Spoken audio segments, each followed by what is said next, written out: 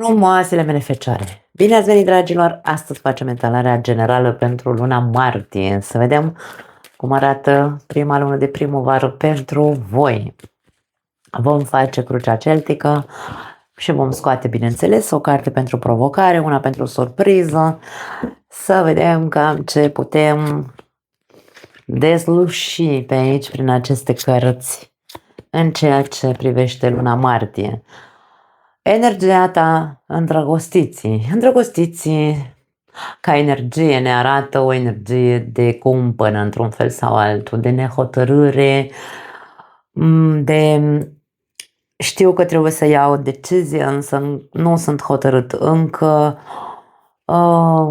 sunt într-o răscruce de drumuri, da, acea cumpănă mă refer, răscruce de drumuri, nu prea știu care e cea mai bună soluție pentru mine sau cam ce ar trebui să fac. Situația. Pajul de bâte. Pajul de bâte ca situație ne arată o situație un pic agitată, să spunem așa, însă o situație, hai să spunem, nu știu dacă să o numesc infantilă, poate să fie ceva, nu știu,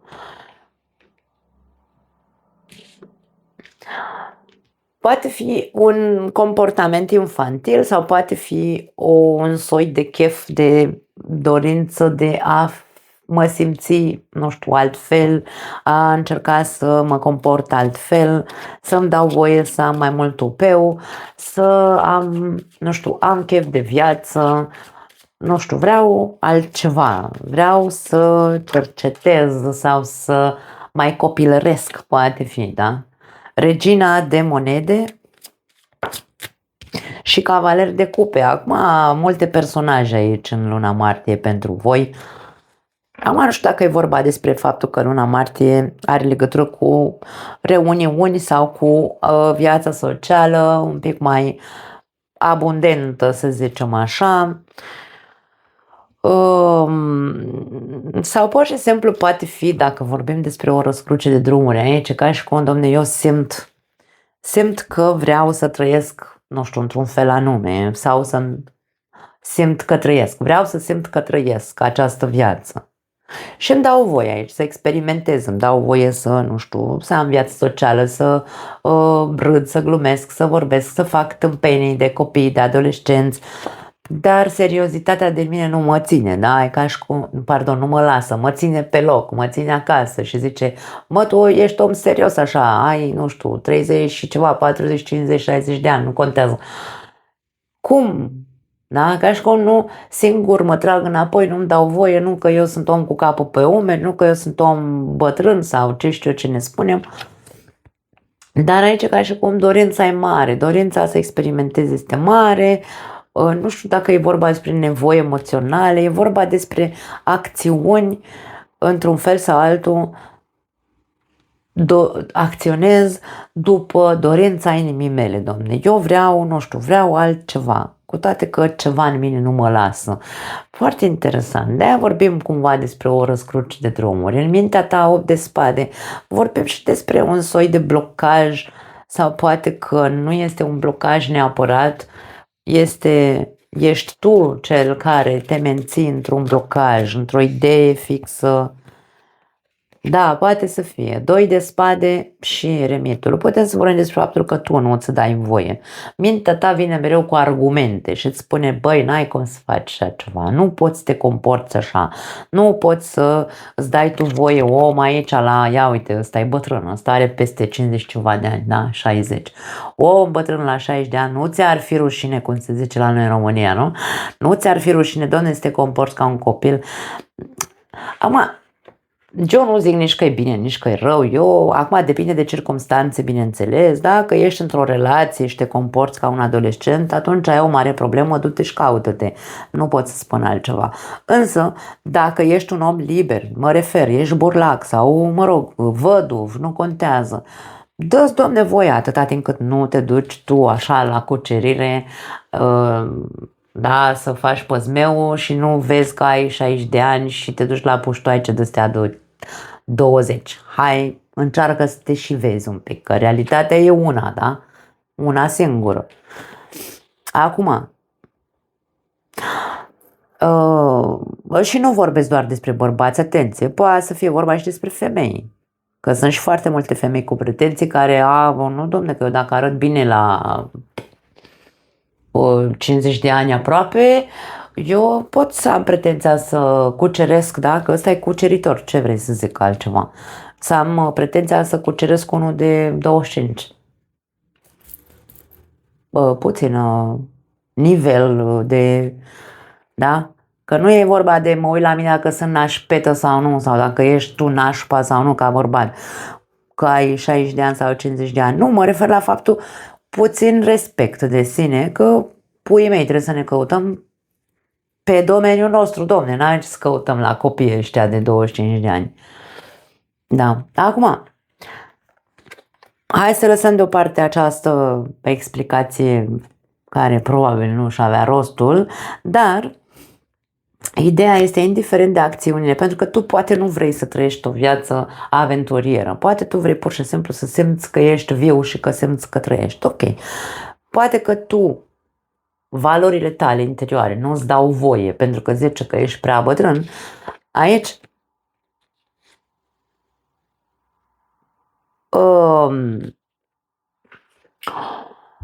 ce nu vezi tu sau ce refuzi să vezi este că vârsta e doar un număr într-un fel sau altul. Eremitul pe partea conștientă ne arată faptul că este nevoie să schimbi viziunea asta foarte, nu știu dacă să o numesc țepoasă sau implementată, nu e cuvântul pe care îl caut.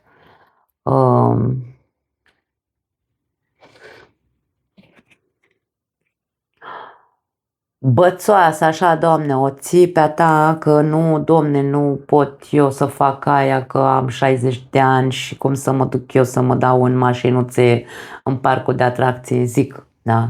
O altă tâmpenie, un alt exemplu tâmpit.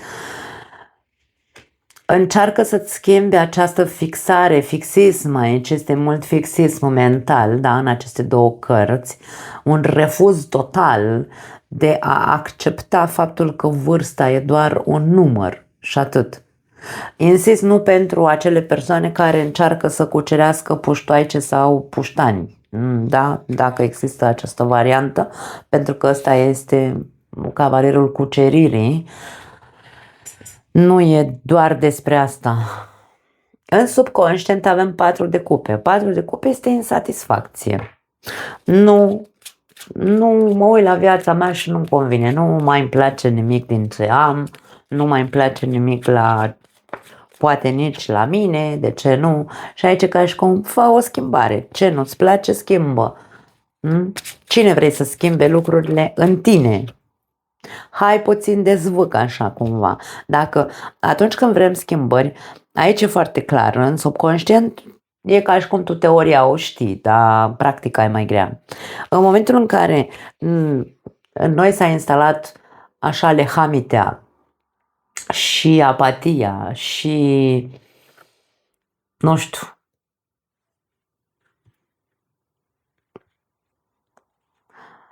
vrem să trăim, dar n-avem chef să trăim sau nu ne dăm voie sau nu știu, habar n-am. Ne tot împiedicăm noi aici în noi înșine, da? Eu mă împiedic de mine în mine. Nu știu de unde scotă cuvintele astea. Ideea este că cine vrei să facă schimbări, cine vrei să lupte să te scoată din această apatie, cine consideri tu că este cel care trebuie să facă această acțiune? Na, răspunsul e în tine. Pentru că tu teoria o știi, tu știi că tu trebuie să faci niște schimbări, tu trebuie să faci niște, hai să zicem așa, cu tupeu să iei taurul de coarne și să te învrăjbești un pic împotriva ta, că aici e despre tine cu tine, și să zici, îmi bag picioarele, îmi venea să zic mă duc la agățat, dar nu e despre, da, ok, tu du-te la agățat, dar nu te du la agățat după puștoaici sau puștani. În trecut, regina de spade, altă regină, Regina de spade este acea energie care ne arată faptul că poate că te-ai răcit sau ai devenit de gheață în timp pentru că ai suferit. Da, toți suferim din punct de vedere al iubirii, să zicem, sau a emoțional. 4 de cupe care se repetă, atenție.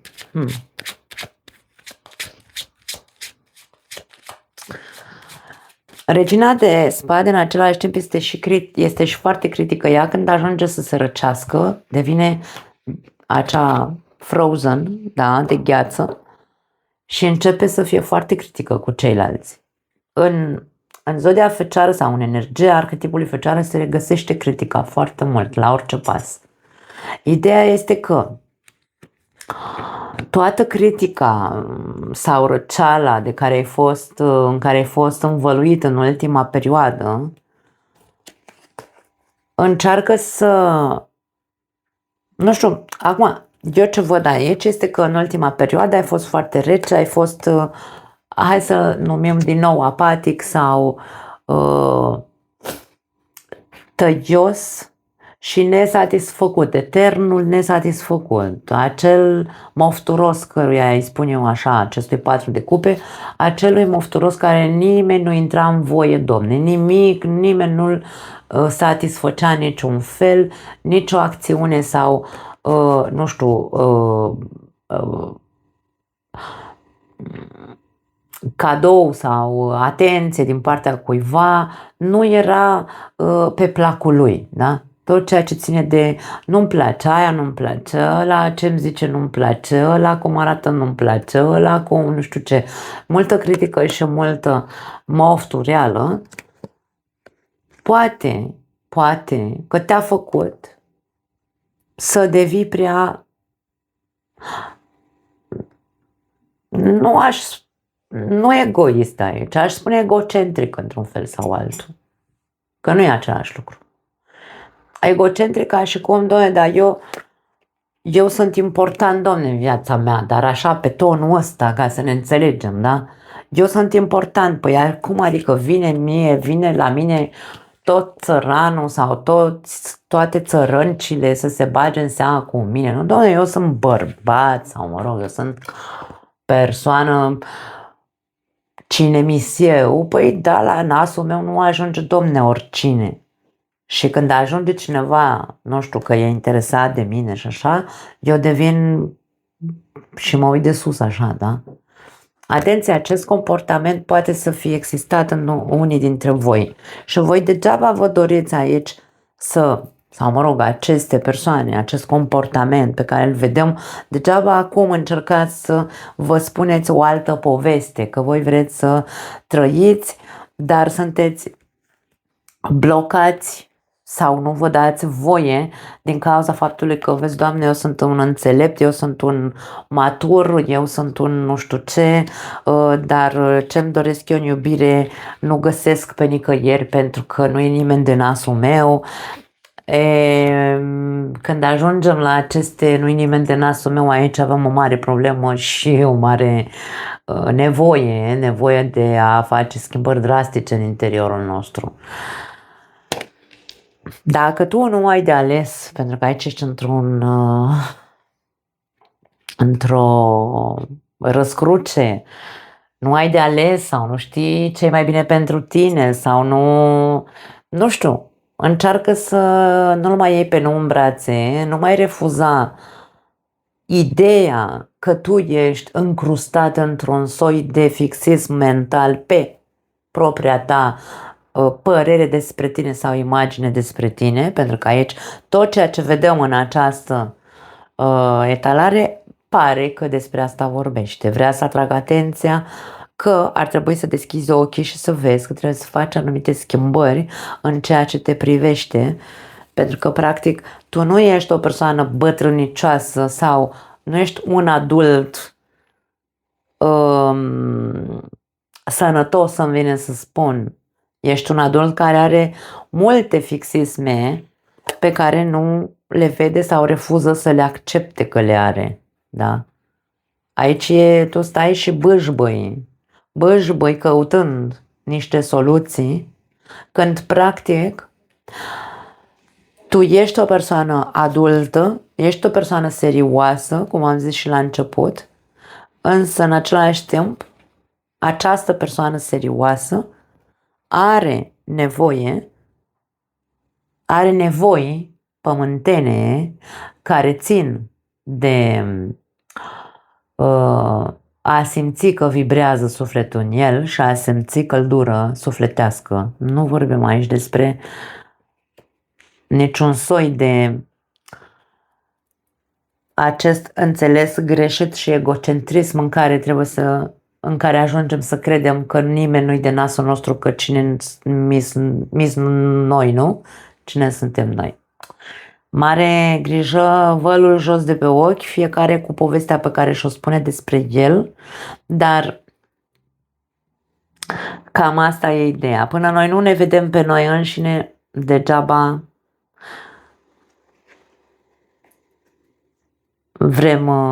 vrem să trăim, pentru că nimic din ceea ce va veni către noi aici, în acest 4 de cupe, se vede, bine, aici se vede mai bine. Mereu avem această expresie, o mână care aduce o cupă de undeva din neant. Oferte nu-ți, hai să le numim, nu-ți lipsesc. Dar degeaba nu-ți lipsesc ofertele când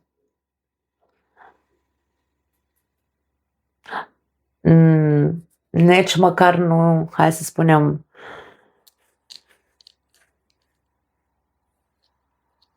te faci că nu înțelegi oferta sau nici măcar nu o vezi pentru că ai nasul prea sus sau poate după aia aștept comentariile. Eu îmi pare rău, dragii mei, eu ce simt că vor cărțile astea să ne transmită, eu asta vă transmit. Ce să mai discutăm?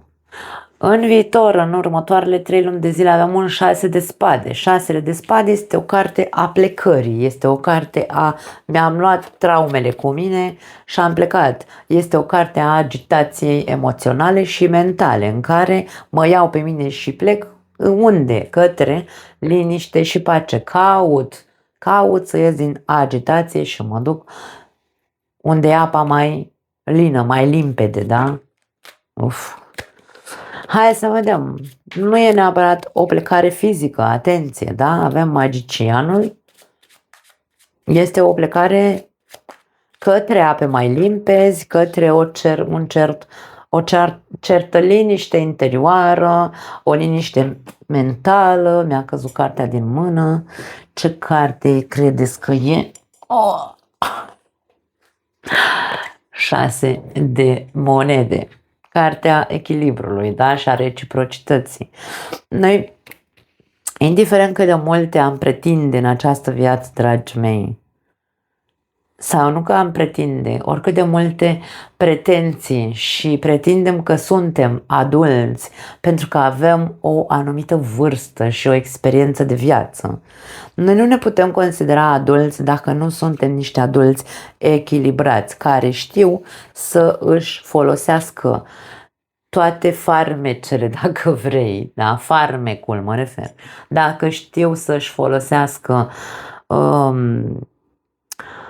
care să știe să-și folosească șarmul și acțiunile noastre să fie unele echilibrate, noi nu ne putem numi maturi sau adulți, indiferent de vârsta pe care o avem. Noi putem să credem că dacă avem 50 de ani sau 60 de ani, vai, Doamne, suntem iluminați că am împlinit 50 de ani sau 60 de ani. Nu. Atunci când tu ești cu adevărat, toate acțiunile tale sunt echilibrate, atunci poți să zici că ești un adult sănătos. Restul sunt doar păreri egocentriste de ale noastre despre noi. În următoarele luni, aici ca și cum ești invitat să cauți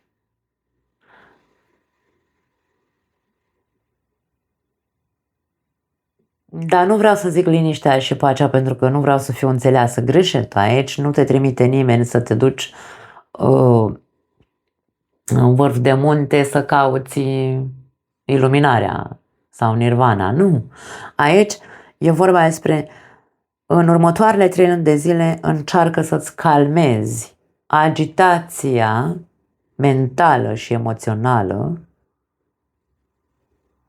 în ciuda experiențelor urâte pe care le-ai avut. Pentru că aici 6 de spade ne arată o persoană care părăsește un loc și pleacă în altă parte. Da? Punct. În această barcă. Această barcă este metafora, hai să o numim, al transportului. Da?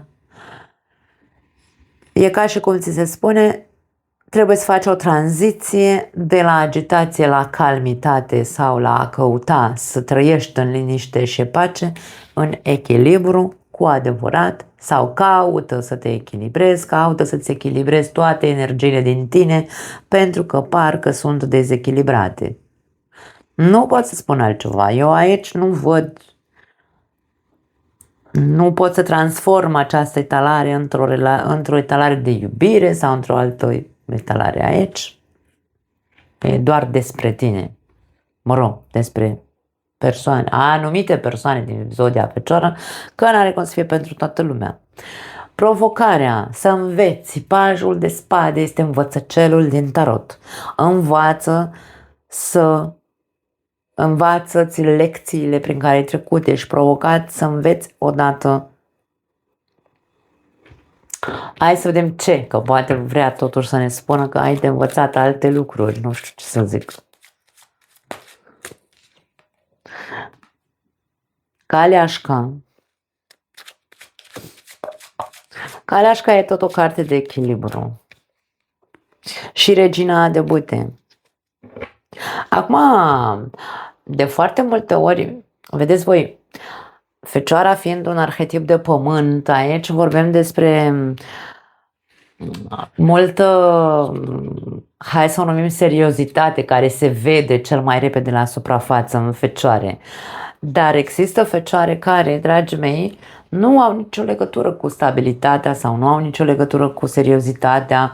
Nu, există fecioare care, într-adevăr, sunt foarte agitate, egocentrice, nu știu,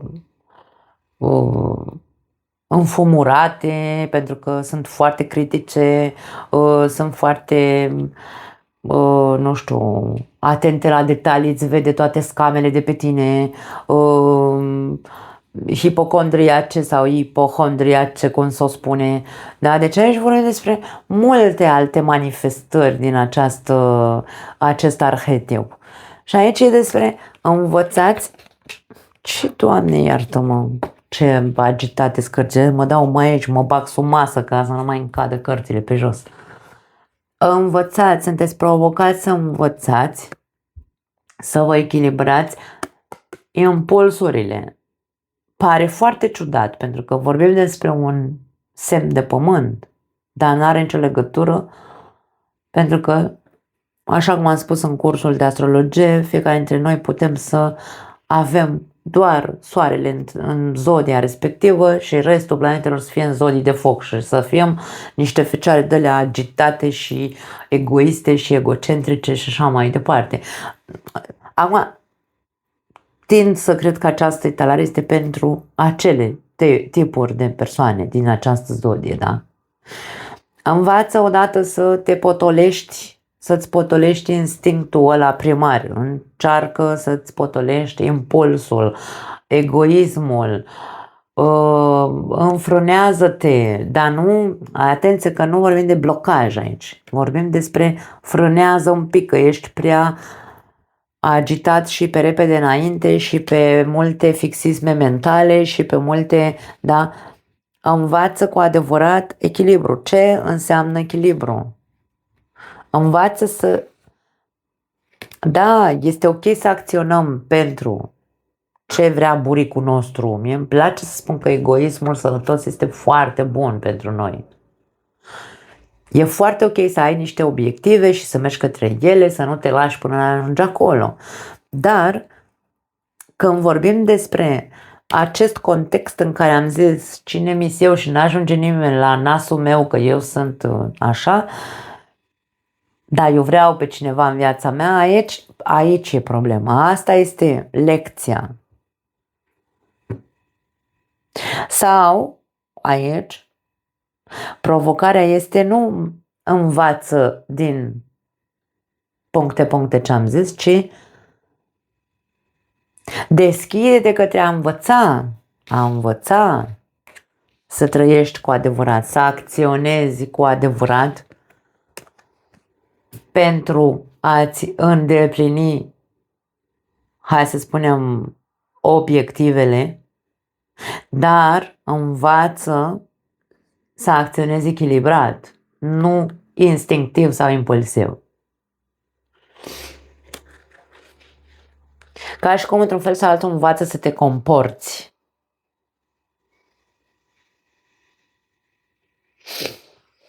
Da. Surpriza, 5 de monede, 5 de monede, cartea singurătății, a sărăciei, a abandonului. Ia uite ce avem aici. Soarele și pajul de cupe. Dragii mei,